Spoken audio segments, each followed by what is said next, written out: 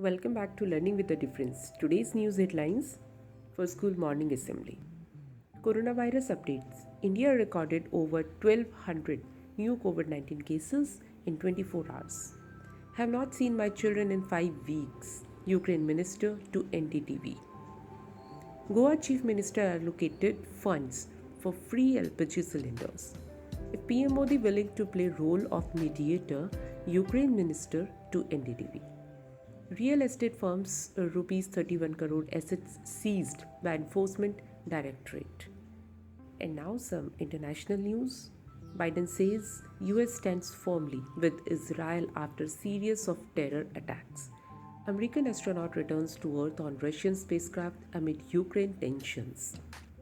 Nearly half of Ukraine polluted by Russian explosives. Kiev. We will fight for every meter of our territory, Ukraine's Zelensky.